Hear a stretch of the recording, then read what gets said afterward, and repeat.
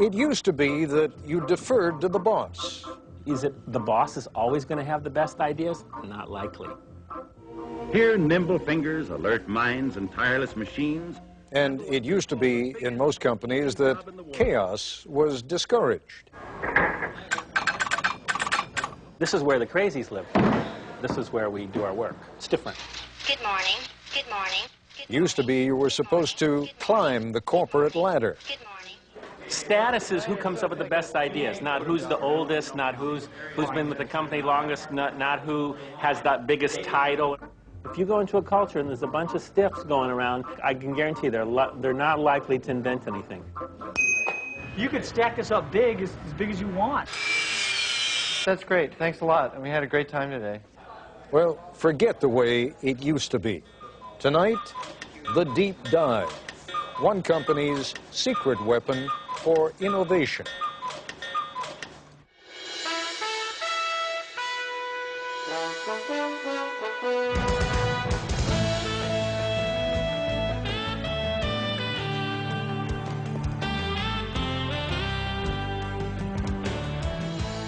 A lot further along in this broadcast, near the end as a matter of fact, you will hear one of the central characters suggest that we look around.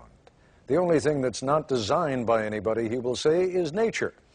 Actually, you could say the same thing by observing that the only designs that don't require constant modification are the ones we find in nature. But the point is well taken. From the buildings in which we live and work to the cars we drive or the knives and forks with which we eat, everything we use was designed to create some sort of marriage between form and function. Does it work, and can we make it look interesting or attractive? What is truly amazing is how long we tend to put up with things that may not work particularly well or may look especially unattractive simply because we're accustomed to them and because no one has ever suggested redesigning those things.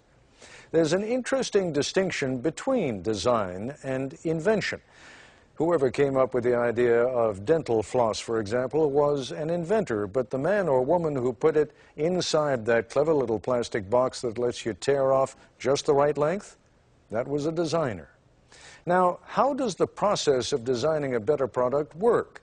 And would it be interesting to watch that process?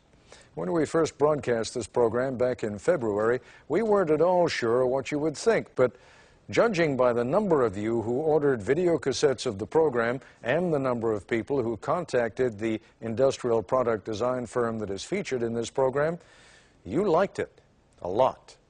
Here was the premise of the program. We went to IDEO, the product design folk, and said, take something old and familiar, like, say, the shopping cart, and completely redesign it for us in just 5 days. ABC News correspondent Jack Smith tells us what happened next. 9 in the morning, day one, and these people have a deadline to meet. So welcome to the kickoff of the shopping cart project. This is Palo Alto, California, in the heart of Silicon Valley, and these are designers at IDEO, probably the most influential product development firm in the world. Designers are the reason TVs have square screens, chairs 4 legs, and toothbrushes nowadays those squishy handles. In fact, it was IDEO that designed those squishy handles. IDEO has designed everything from high-tech medical equipment to the 25-foot mechanical whale in the movie Free Willy and the first computer mouse for Apple.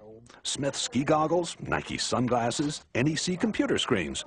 Hundreds of products we take for granted. This is called the Neat Squeeze toothpaste tube, which... You invented that. The man who runs IDEO is Dave Kelly, a Stanford engineering professor with a Groucho Marx mustache, a dab of genius, and an approach to innovation that usually works. Well, thank you, Fred. But not always. Thanks a lot. I can show you some products that failed.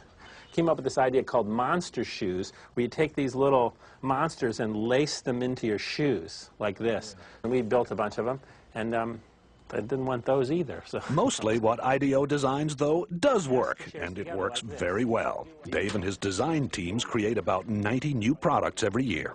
The point is that we're not actually experts at any given area. You know, we're kind of experts on the process of how you design stuff. So we don't care if you give us a toothbrush, a toothpaste tube, a tractor, a space shuttle, you know, a chair, it's all the same to us. We like want to figure out how to innovate by using our process, applying it. And so for the next 5 days, the team will apply that process to bringing the supermarket shopping cart into the 21st century. I think first we should maybe all acknowledge that it's kind of insane to do an entire project in a week. Project leader is Peter Skillman, a 35-year-old Stanford engineer.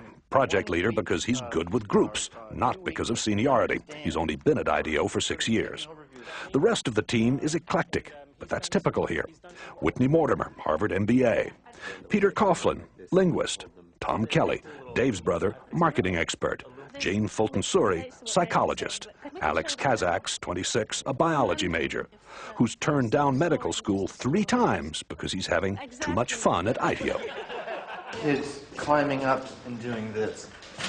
Kids do that. Safety emerges early as an important issue.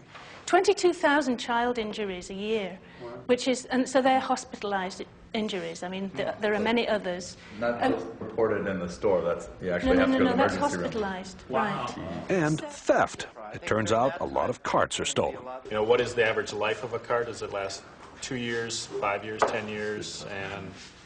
And how big is this theft thing? 10 a.m. As the team works, it becomes clear there are no titles here, no permanent assignments. And the other side says, gives us a lot of help, says, be safe. Everyone appears to be equal, and they love to mock corporate America. I'll give you status. I'll give you a big red ball on a post, and that says you're a big guy. If you got a ball, you're a senior vice president. You know, what do I care? The desk, the red ball, it's all the same. In a very innovative culture, you can't have a kind of hierarchy of here's the boss and the next person down, the next person down, the next person down, because it's impossible that the boss is the one who's had the insightful experience with shopping carts. It's just not possible. According to Kelly, even employees who merely listen to the boss don't add that much either. So you gotta hire people who don't listen to you, and that, I don't think corporate America wants to hear that right yet. I think we ought to start making those lists about the kinds of questions that we're going to ask. The team splits into groups to find out firsthand what the people who use, make, and repair shopping carts really think. Okay, go. The problem with the plastic cart is the wind catches it. Yeah. And these things have been clocked at 35 across the parking lot. Oh, man. That's actually a pretty good point. The trick is to find these real experts, and so that you can learn much more quickly than you could by just kind of doing it in the normal way and trying to learn about it yourself. From everything I read, these things aren't that safe either, you know?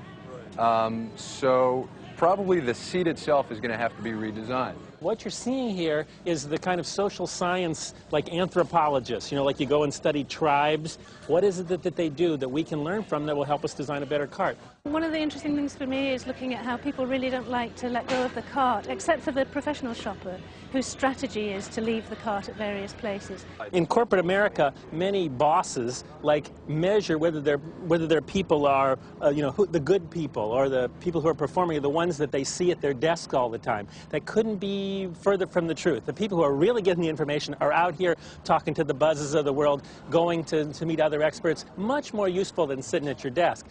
3:30 in the afternoon, and the group is back at IDEO. There is no let-up. Each team is going to demonstrate and communicate and share everything that they've learned today. People went off in the 4 corners of the earth and are coming back with the golden keys to innovation. A shopping cart has been clocked at 35 miles an hour traveling through a parking lot in the wind. We were in the store, 2 hours, and it was truly frightening just to see the kind of stuff going on. You ought to designate some people to make damn sure that the store owner's point of view is represented. After 9 straight hours, the team is tired. They call it a day. So, everybody cool? Well, that's great. Thanks a lot. We had a great time today. Yeah.